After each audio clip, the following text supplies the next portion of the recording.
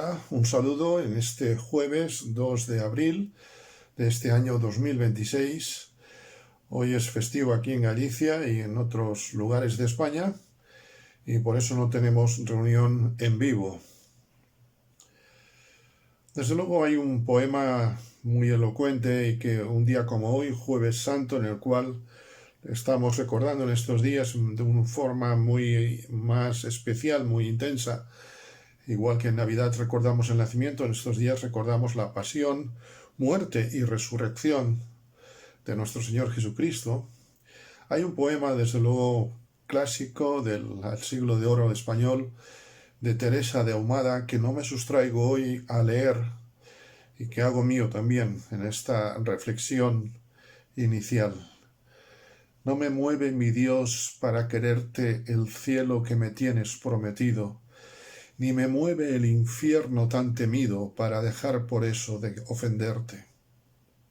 Tú me mueves, Señor, muéveme el verte clavado en una cruz y escarnecido, muéveme el ver tu cuerpo tan herido, muéveme tus afrentas y tu muerte.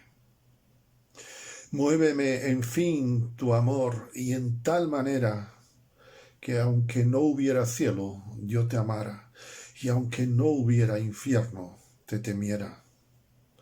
No me tienes que dar porque te quiera, pues, aunque lo que espero no esperara, lo mismo que te quiero, te quisiera.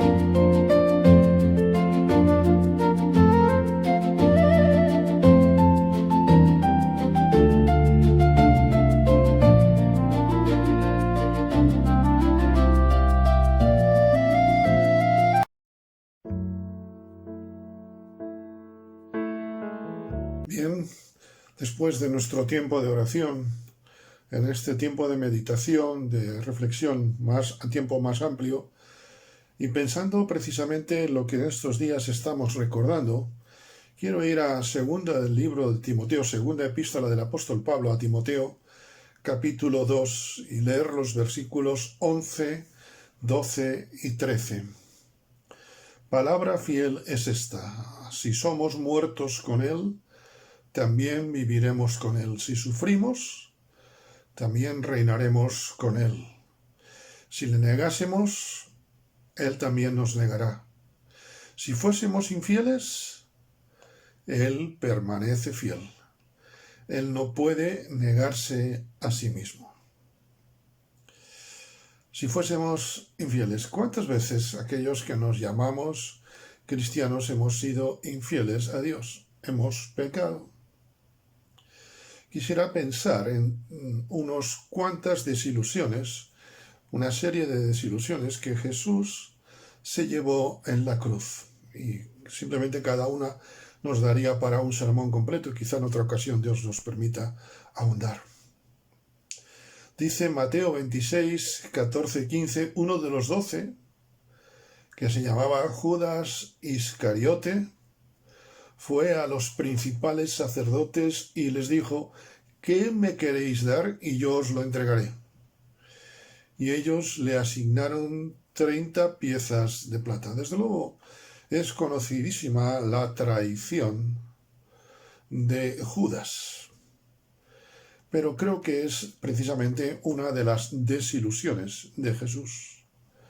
Judas desilusionó, Judas defraudó a Jesús por dinero. ¿Cuántas veces podemos caer en lo mismo? Sentirnos presionados por situaciones económicas, sentirnos presionados por el ámbito laboral.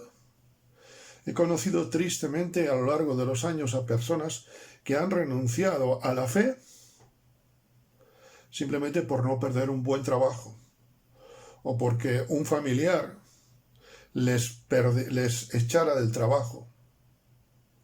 Qué triste es defraudar a Dios por situaciones, por dinero, por situaciones que nos presionan. Desde luego, yo no sé cómo estaría Judas económicamente en ese momento. Y seguro que las 30 piezas de plata le vendrían estupendamente a su bolsillo. Después sabemos el triste final, desastroso final, porque precisamente él fue a los principales, se dejó orientar por ellos y en vez de reconocer su pecado, quiso hablar con ellos y así terminó. Si hubiese buscado a Jesús, la cosa hubiera sido diferente. ¿Cómo podemos desilusionar al Señor con nuestras riquezas? Ninguno, dice la Escritura, puede servir a dos señores. Hasta el último momento, Judas siguió siendo discípulo de Jesús. En este instante Jesús no le dice, oye, ya dejas de ser mi discípulo, y después hizo lo que hizo. No. Hasta el último instante, Judas tuvo la oportunidad de vivir como discípulo. ¿Cómo dejamos que las presiones económicas puedan hacer que traicionemos, que seamos infieles a Jesús? Leo Mateo 27, Mateo 27, 17, 18 y primero leo Juan 18, 12, 13. Juan 18, 12, 13 dice, la compañía de soldados, el tribuno y los alguaciles de los judíos, prendieron a Jesús y le ataron, y le llevaron primeramente a Anás, porque era suegro de Caifás, que era sumo sacerdote aquel año. Y ahora sí leo Mateo 27, 17 y 18. Reunidos, les dijo Pilato, ¿a quién queréis que os suelte, a Barrabás o a Jesús llamado el Cristo? Porque Pilato sabía que Anás y Caifás le habían entregado por envidia. La segunda desilusión que Jesús se lleva, la segunda infidelidad que Jesús se lleva es la de Anás y Caifás por envidia. Y es fácil, desde nuestra perspectiva, unos 2000 y pico de años, o unos 2000 años más tarde, condenar a Anás y Caifás. Pero, ¿y qué pasa? ¿Nunca has envidiado a alguien? Porque cuando envidio a otros, cuando envidio a un hermano por sus dones, cuando envidio lo que otro tiene, estoy siendo infiel a Dios. La envidia es un pecado. Y el pecado siempre es infidelidad, es ofensa, es injuria a Dios. Si fuésemos infieles, Él permanece fiel. Aún así, yo estoy seguro que si Anás y Caifás hubieran pedido perdón, Jesús les habría perdonado. Porque Él llevó todos nuestros pecados. ¿Qué análisis me hace a mí esta pasión de Cristo en este año 2026? ¿En qué forma puedo desilusionar por envidia? Porque tienen hijos, porque no tienen hijos, porque tiene estudios, porque no tiene estudios, porque tiene esto, porque no tiene lo otro. Porque Jesús tenía más fama y autoridad que Anás y Caifás. Cuidado con la fama. Hoy que vivimos en la época de los influencers, ¿Cuántos se han suicidado, incluso tristemente? Simplemente porque ha bajado el número de influencers. ¿Cuántos incluso han hecho daño a otros porque tienen más seguidores? No nos distinguimos. El número de seguidores de Anás y Caifás había bajado y por eso le tenían envidia a Jesús. Cuidado con la fama, porque la fama, recordamos lo que dice el Salmo 103, el hombre como la hierba son sus días, que pasó el tiempo por ella y pereció, pasó el tiempo por esa hierba y él pereció y su lugar no la conocerá más. Desde luego que es tremendo pensar que se pudo traicionar a Jesús por dinero, como vimos en Judas, pero también por envidia. Pidamos al Señor que quite de nosotros todo atisbo de envidia. Satanás anda como león rugiente buscando a quien devorar. Y podemos tener envidia del nivel económico, de la fama, de lo que tú quieras. No hemos cambiado. Esto fue lo que le pasó a Caín, ¿verdad? Leo Mateo 29, versículos 69 y 75, y voy muy rápidamente sobre cada uno, porque quería pensar precisamente en este jueves, en este aspecto. Si el Señor lo permite, quizá en otra ocasión podamos ahondar más. Mateo 29, 69, 75. Pedro estaba fuera en el patio, y se le acercó una criada diciendo: «Tú también estabas con Jesús el Galileo». Y sabemos que en ese momento el gallo canta 3 veces y también aquí nos daría para otra cuestión. Y versículo 75, Pedro se acordó de las palabras de Jesús que le había dicho: antes que el gallo cante, me negarás 3 veces. Y saliendo fuera del patio, donde nadie le veía, dice, lloró amargamente. Son 2 palabras que no deseo para nadie. ¿Por qué negó a Jesús a Pedro? ¿Por qué negó Pedro a Jesús? Discúlpeseme el lapsus. ¿Por qué negó Pedro a Jesús? Pedro negó a Jesús por miedo, porque sabía lo que estaba pasando Jesús y decía: si yo me identifico con él. Nuestro texto decía: si le negaremos, él también nos negará. Si fuésemos infieles, él permanece fiel. Y cuando después, unos días más tarde, se encuentran allí en Juan 21, lo leemos, ¿verdad? Pedro y Jesús. Jesús muestra que no se negó a sí mismo. Pedro negó a Jesús, pero Jesús no negó a Pedro. A veces el miedo nos hace callar. Apuntaba antes al miedo económico, pero hay veces el miedo al ¿qué dirán los demás? Miedo al perder una oportunidad. Miedo a quedar como ante los demás como si yo fuera tonto. ¿Qué van a pensar los demás? ¿Qué van a pensar los demás si yo digo que sí, que conozco a Jesús? Tú estabas con Jesús, una criada, digamos así, alguien que no tenía derecho a hablar, quien menos te piensas.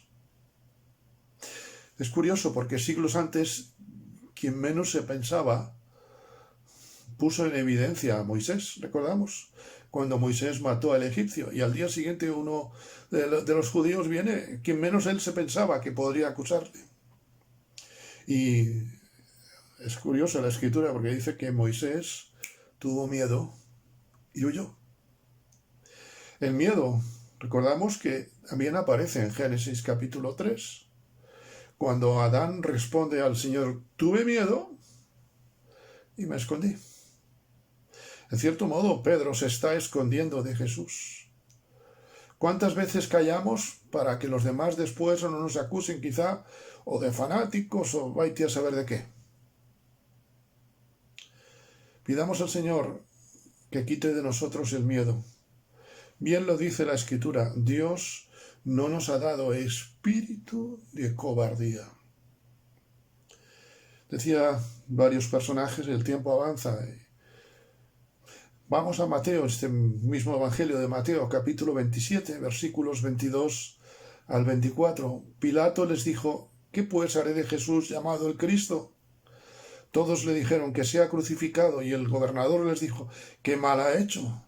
Pero ellos gritaban aún más, diciendo: sea crucificado. Viendo Pilato que nada adelantaba, sino que se hacía más alboroto, tomó agua, se lavó las manos delante del pueblo, diciendo: inocente soy yo de la sangre de este justo, allá a vosotros.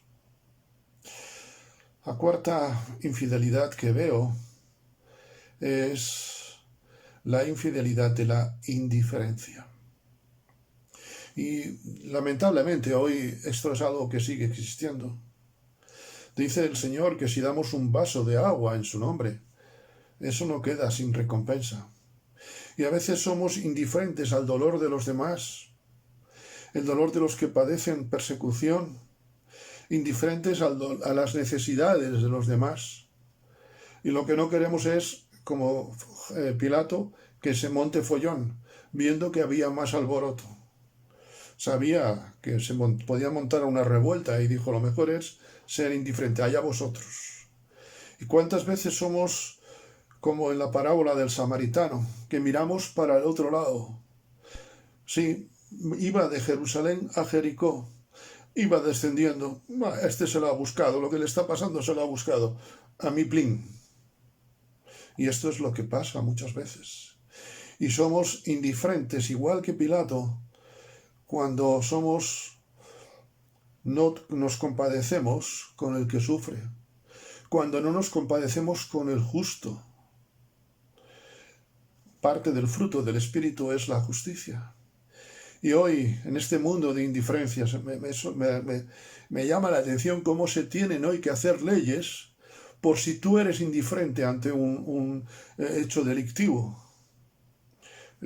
Hace pocos días en prensa venían cursos que están impartiendo ciertos grupos de las Fuerzas Armadas para concienciar a los niños, a los jóvenes, de que no se puede ser indiferente. Desde luego, el espíritu, el ejemplo de Pilato sigue latente hoy en día. Qué triste es que seamos indiferentes al dolor de los demás. Si fuésemos infieles, Él permanece fiel. La cuarta desilusión, la cuarta frustración, si puede así decirse, fue Pilato. Pero el último somos tú y yo. Leo Isaías 53, 4 al 6. Indudablemente Él llevó nuestras enfermedades y sufrió nuestros dolores, y nosotros le tuvimos por azotado, por herido de Dios y abatido. Pero Él herido fue por nuestras rebeliones, molido por nuestros pecados, el castigo de nuestra paz fue sobre Él, y por su llaga fuimos nosotros curados. Todos nosotros, ahí estamos tú y yo, todos nosotros nos descarriamos como ovejas, cada cual se apartó por su camino, pero el Señor cargó en Él el pecado de todos nosotros. Quisiera simplemente destacar, porque el tiempo ya se nos echa muy encima, destacar esta expresión: cada cual se apartó por su camino. El que es el camino, con nuestro pecado lo rechazamos. Y en este jueves, llamado Jueves Santo, en estos días, los cuales recordamos de una forma más intensa, más frecuente, la muerte y resurrección de Jesús, qué bueno es pedirle al Señor perdón por nuestros pecados, sea cual sea nuestra situación. Pedirle perdón si le hemos traicionado por intereses. Pedirle perdón cuando envidiamos a otros. Pedirle perdón por nuestro miedo. Pedirle perdón por nuestra indiferencia con el prójimo, incluso con el mismo Dios. Porque a veces aceptamos como bueno lo que Dios llama pecado. Pedirle perdón en definitiva, porque un día nos descarriamos. Y ojalá hoy todos, tú también, querido amigo, estés en el camino. Todos un día nos descarriamos, pero hoy estamos a tiempo de buscar a Dios. Sea esa nuestra experiencia. Concluyo pues. Ojalá ninguno de nosotros sea como Judas, como Anás y Caifás, como Pedro, como Pilato, pero ojalá que tú y yo no seamos como lo que éramos antes. Que Dios te bendiga.